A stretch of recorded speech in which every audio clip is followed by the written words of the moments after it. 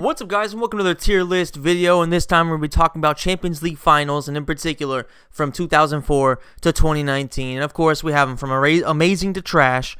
And I think that you guys can probably guess which ones I'm going to personally like, being a United fan, and which ones I'm not going to like. However, as always, I'm not going to be having my own personal bias towards specific clubs added into this. It's going to be how much I was hyped up for it personally and how good the matches actually were once they happened. So, without further ado, let's go ahead and jump straight in to the 2004 Champions League final between Monaco and Porto. Now, this was an interesting one because there were two clubs that traditionally are not competing for Champions League finals. You know, both are very modest clubs. Monaco, for a while there, they had some really good young players, and they've kind of done this actually quite a few times. You know, recently we saw Mbappe, Martial, players like that come out of them. So they do do a good job of developing talent, but they're not really a club that you can say are going to traditionally be in Champions League finals. Same thing with Porto. They're a really, really good club at developing players and sending them to the major European leagues, but they're not really a club that you can look at and be like, they're going to be Champions League contenders year in, year out. But this time, you know, Jose Mourinho, up-and-coming young manager with, you know, not really much experience as a footballer, but he did have experience with Louis van Gaal at Barcelona, so he did have, you know, some experience at top clubs, and he did know what he was doing. And to be fair, he actually had some really, really good players. You know, like at the time, we didn't know what they were going to become, but players like Deco, Ricardo Carvalho, you know, just players like that. They had that level player in their team, so they did have a lot of really good players. Monaco, to be fair, also had like Patrice Evra, so they did have some talent there too, but the match finished 3-0. I personally didn't watch this Champions League final live because I was still living in the United States at the time, and I don't even know if they showed Champions League finals there back then. But regardless, yeah, I'm going to go ahead and say this one, I mean, it was okay because there were two small clubs, but the 3-0 result just kind of makes it like kind of bland, and I don't think anybody was probably too excited about this one. Moving on to the 2005 final between Liverpool and AC Milan. This was actually, of course, you know, as you know, Liverpool are my most hated teams. I mean, I don't know how you could possibly tell from the screen, but, you know, I don't like them at all. But the fact of the matter is, they were 3-0 down going into halftime. Milan just had a phenomenal display in the first half, and all of a sudden, in very, very short time, I can't remember how many minutes it was, but it was very, very short. Liverpool took advantage of some big Milan mistakes, and they made it 3-3, and they ended up winning on penalties. So, I mean, hype-wise, you're talking about two clubs who, you know, have the best records in Europe. You know, Real Madrid is number one, AC Milan is number two, and Liverpool are number three in terms of most Champions Leagues won. So there were, of course, two very historic clubs from that point of view, going head-to-head, and it was just, you know, it was just a phenomenal game. So it has to be an amazing Champions League final. The way it went, the hype behind it, the importance for both clubs, especially Liverpool, who hadn't won anything in forever, essentially. You know, it's like Steven Gerrard's only major cup that he actually won, not counting, you know, some minor stuff like that. So it's the only really, really important thing that Steven Gerrard ever won. So it has a lot of importance for Liverpool fans, and most importantly, for everybody watching it, it was just a really, really good match. Next up, we have Arsenal versus Barcelona in 2006, and this is I think the first Champions League final I ever watched live, and I was definitely pulling for Barcelona in this one. You know, not particularly liking Arsenal, in particular Henry. Just never really liked Henry. Yeah, I don't know. Like this is one of those finals where I personally wasn't that hyped up because I didn't care too much for Barcelona. I definitely didn't like Arsenal, so I was excited to see, you know, Ronaldinho, etc. doing their thing, but for me personally, wasn't that excited for it. Barcelona did end up winning 2-1. It was actually a pretty good match, so I'm going to go ahead and list it as good because on both sides there were really, really good players. Of course, you know, Henry, Ronaldinho, Eto'o, etc. So the quality was there, no doubt about it. It just wasn't one of the best in my opinion. Next up, we have the rematch between Milan and Liverpool. This time, the match was a lot more low-key in terms of goals. Instead of finishing 3-3, it ended up finishing 2-1 for AC Milan. Now, this was a Milan team that had Kaká, who knocked out United in the semifinals. So this was a tremendous team. You know, Kaká, Nesta was still there. Just a phenomenal, phenomenal team. Shevchenko. So it was just a great, great team there. And you have to give them credit. You know, winning the rematch, it's never easy to win a rematch, no matter what the sport is. They always have that that thing in the back of their mind, like they might be inferior or something like that. It's just kind of a weird thing that happens in sports. But regardless, Milan won it, and I'm going to go ahead and put this as a good final. It wasn't anywhere near as entertaining as the first one, but this was a phenomenal Milan team. Now we have the final in Moscow between Man United and Chelsea. And, of course, being a United fan, you know this is going to be one of my personal favorites. I was hyped up like you wouldn't believe the first time I watched United win the Champions League live. Not at the stadium, but you know what I mean, like watching it actually live. So it was a very emotional moment for me. 2008, I was 14 years old. So, of course, you know, in prime, just being excited for anything when it comes to United. You know what I mean? Like now as an adult, I'm a bit more jaded, especially after the last 7 seasons. So it's not quite the same, but at the same time, you know, no matter what happens now, I'm still excited. But you can imagine how happy I was in 2014. In 2008, when you know we had a great first half, Ronaldo scoring on the header, then Lampard tied it up, unfortunately. But on penalties, just the pure drama of Cristiano Ronaldo of all people missing the penalty. Then John Terry stepping up because he wanted to get the final goal, just showing how much of an egotistical piece of shit that man is. You know, not only did he do this, but let's not forget he also got Wayne Bridges' girlfriend pregnant and or ex-girlfriend or whatever she was. I think they were still together. Got her pregnant and then paid for an abortion and kept it silent, all that stuff. So he's a piece of shit. And this one, in terms of what he did on the actual pitch, I think this was probably the most despicable thing he did, knowing that he's not good at taking penalties, knowing that he basically has the same quality feet of a fucking platypus. He had no business taking that penalty, and luckily he slipped, and we ended up winning it. So hats off to John Terry. The chant will never die, and of course this is definitely, in my opinion, the best one, just for me personally. It could be great just because, you know, it wasn't quite as insane as the Liverpool match, but for me personally, remember this is my personal list, it has to be amazing, especially because let's not forget, this was the year that there were all 4 semifinal teams were English. So on one end you had United taking on Arsenal, on the other end you had Chelsea beating Liverpool. So it was just an insane year for English football, and just an insane year for the Champions League in general. The 2 best teams in England going head to head. Next up, we have Barcelona versus Man United, and once again, you know, United are involved, so of course I was extremely excited, but the result was definitely not in our favor. It was a 2-0 win for Barcelona. However, you know, it was the first time we really saw Messi versus Ronaldo on the biggest stage. We saw him in the Champions League semifinal the year before when United knocked out Barcelona with a 1-0 aggregate win with a beautiful goal from Paul Scholes. But this was the first time we really saw them both about in their prime, just, you know, going head to head in a major final. So it was a historic clash from that point of view. But Barcelona that year was just insane.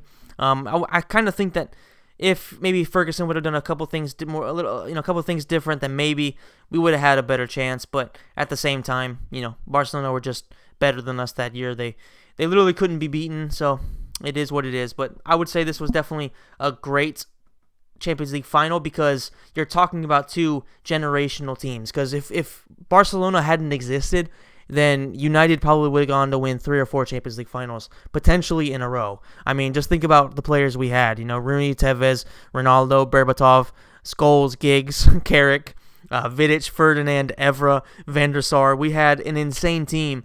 And if it hadn't been for Barcelona just being the best team possibly of all time, then I think we would have won quite a few Champions Leagues. Of course, having Ronaldo, if Ronaldo had stayed as well. So that has to be taken into consideration.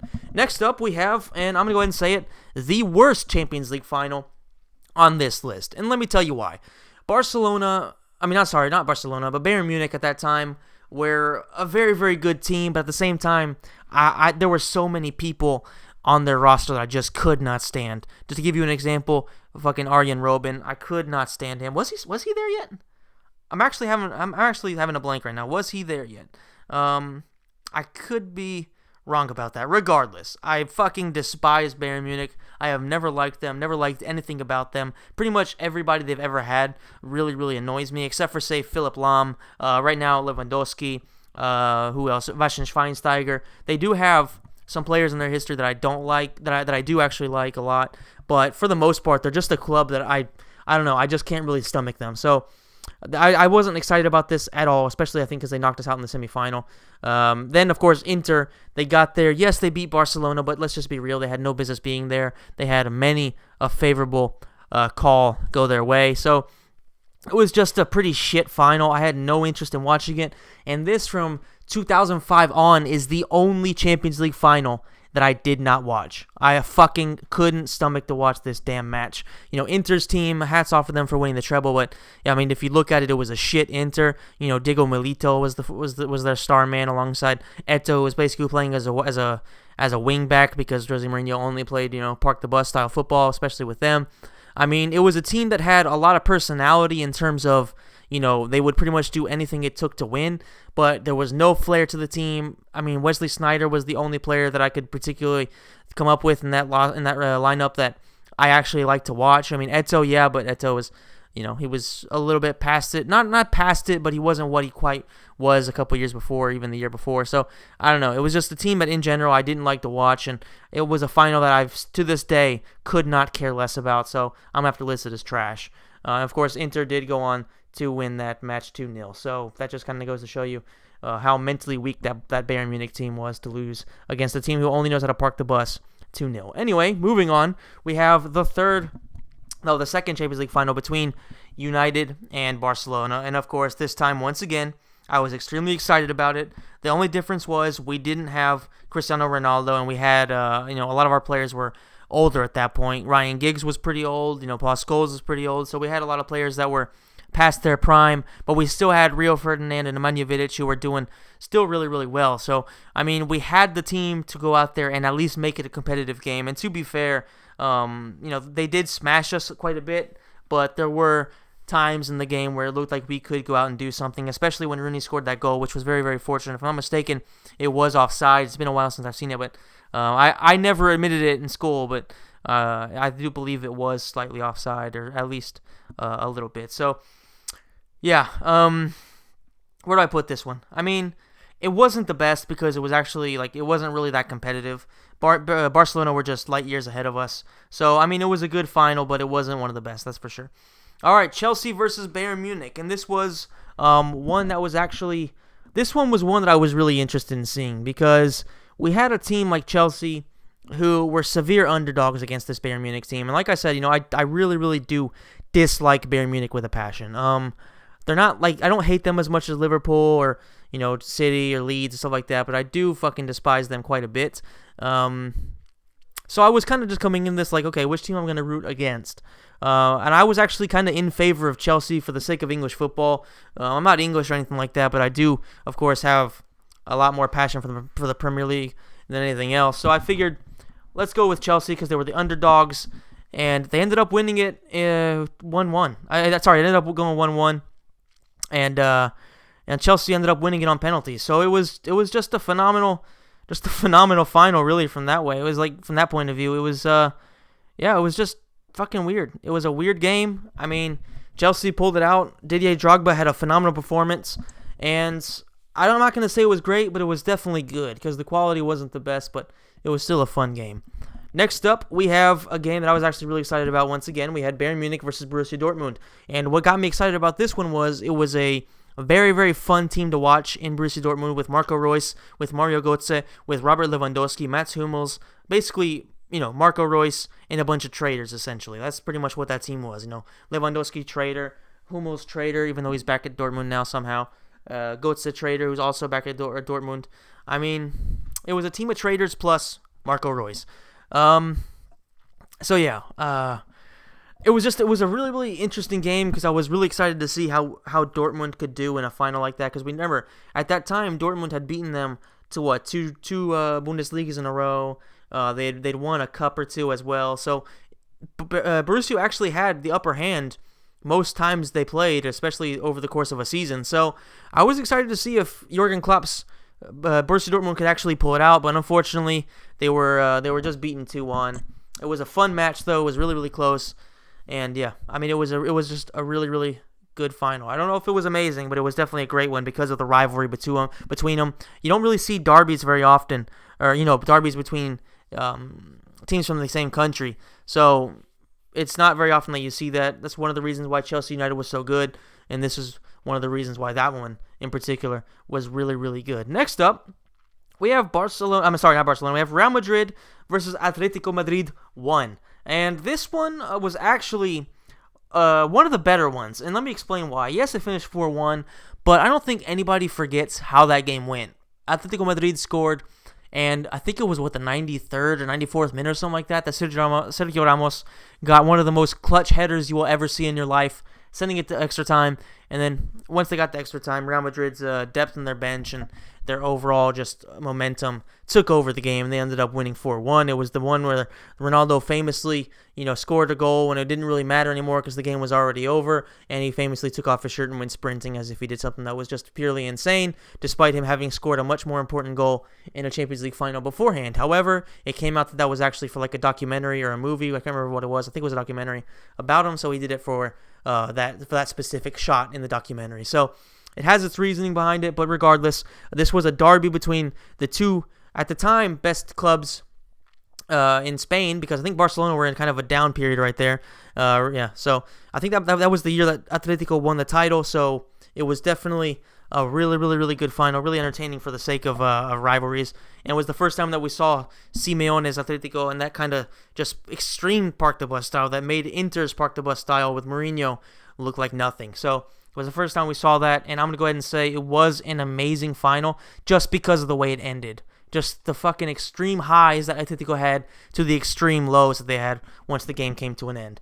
The year after that, we had Barcelona versus Juventus, and this was a final that I was actually I was excited for just because I wanted to see some of my Juventus fans who were talking a lot of shit because United were starting to be really, really bad around then. I wanted to see them just kind of get shut up because they went from Serie B and they went, they had a long process of getting themselves back to the top, and to see them kind of be shut up because they were talking about how they had the best defense in the world, they had the best midfield in the world. Unfortunately for them, they didn't remember who they had up front. Morata, for fuck's sake, he's pure garbage. Yes, he scored against Liverpool like last night, but at the same time, that man, out of 100 shots, he'll probably make, 10, something like that, 10, 20. The guy's pure garbage. But back then, he was one of their favorite players because let's not forget, they hadn't had good strikers in forever. So it took them a while to understand that they still were pretty far away from teams like Barcelona, and this was just a good wake-up call. But at the end of the day, Barcelona had Neymar, they had Messi, they had Suarez, they were just untouchable. And yeah, so it ended 3-1, and I would say this was actually, I'm just going to say it was a good one. I don't think it was great because Juventus, they got dominated the entire game. And yes, they got a goal, but realistically, they were never actually in that match. Next up, we have Real Madrid once again taking on Atletico Madrid. And once again, it was just a heartbreaking night for Atletico. It ended up going to penalties, and of course, Real Madrid took the W. I mean, it was this was their undécima, so their 11th.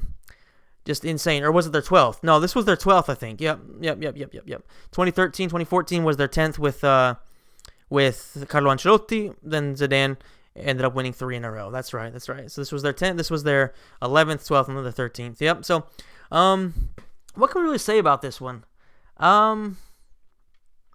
Yeah, I mean, Madrid were just a great team. They had the players on there to basically come out of any situation and manage to either steal a game or figure out a way to go out there and eventually get a goal, and that's exactly what happened. And then when it goes to penalties, when you have guys with the personality of Cristiano Ronaldo, of Sergio Ramos, of Modric, of all the players they had, the phenomenal players they had, not just in terms of technical ability, but also their football brains, and basically the balls on them, there was no doubt. Atletico, they're a great team when it comes to just parking the bus, but technically they aren't quite on par with Real Madrid. They still aren't to this day. But yeah, it is what it is. I mean, a lot of times when it goes to that situation, it just comes down to the mentality of a team, and Real Madrid have that winning mentality. They always have, and they probably always will, except for the Galacticos era. That was not a winning mentality team. That was just a show-off team. Anyway, so this one, I would go ahead and say it was a great Champions League final because of the drama. Once again, it was a derby, so it was just really, really, really entertaining. Now we have Real Madrid winning 4-1. This was against, of course, Juventus, and this one, was one of those where Juventus are back on the biggest stage, and you think, okay, are they actually going to be able to get it this time?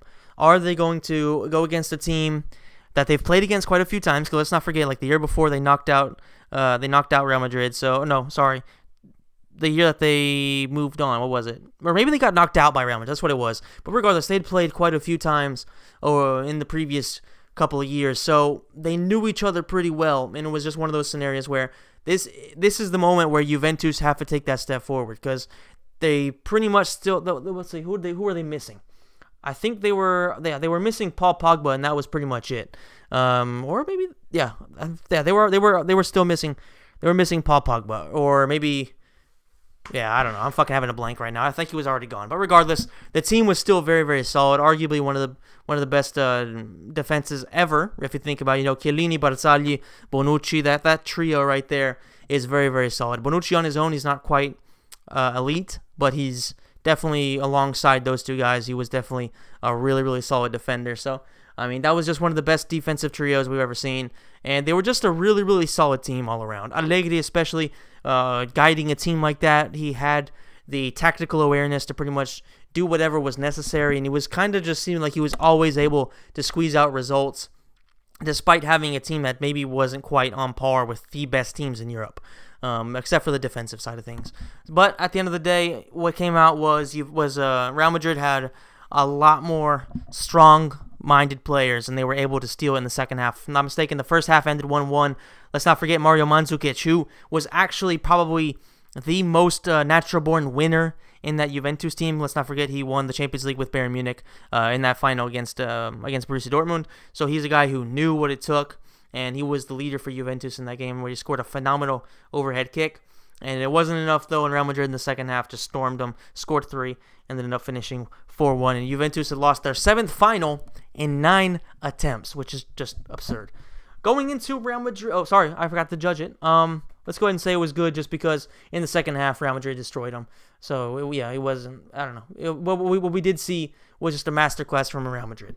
All right, next up, we have Real Madrid versus Liverpool. And, of course, for me personally, hating Liverpool as much as I did, this was a very, very, very just interesting matchup for me. Because I wanted to see I wanted to see Liverpool just get absolutely hammered by Cristiano Ronaldo. And thankfully, despite Liverpool actually playing really, really well early on, Karius did what Karius does, and he had just a mental collapse, and he just made so many mistakes in this game, whether it was with the long-range shot from Bale, whether it was Bale scoring that overhead kick, whatever you want to, that his shit clearance where it bounced off of Benzema. It doesn't matter. Whatever you take into consideration, Karius made a shit ton of mistakes in that game.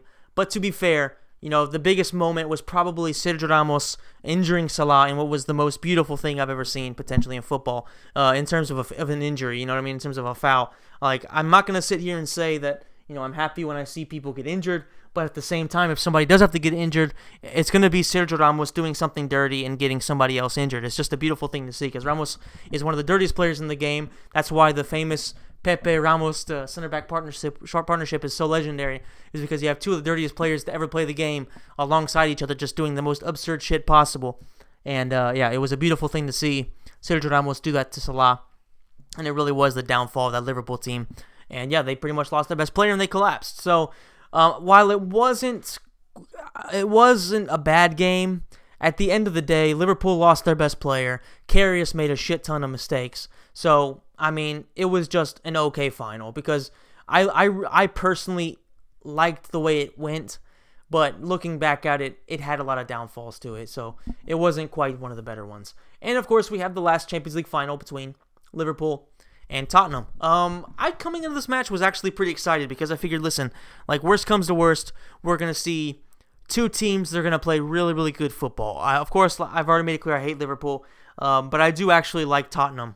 They're one of those clubs that, I don't know, I just like. I guess it's because they pretty much have always played good football. They've always had great players like, Gareth Bale, Christian Eriksen, etc., Harry Kane. So they always have these one or two players that are just a joy to watch. So I feel like they're a club that's very, very likable. So I was, of course, rooting for them going into the match. But unfortunately, it was just bizarre. Liverpool had arguably their worst performance over the last couple of years in the performances where they actually won, not counting like Norwich levels. But I don't know, they just played really, really bad, and they really did get bailed out by the fact that within like a minute, within like 30 seconds or something like that, Salah made it 1-0, and then Tottenham, they just couldn't really get anything going, because one of the biggest issues they have is that a lot of their biggest players, they aren't really big game players, like Harry Kane doesn't really show up too much in the big games on the European stage.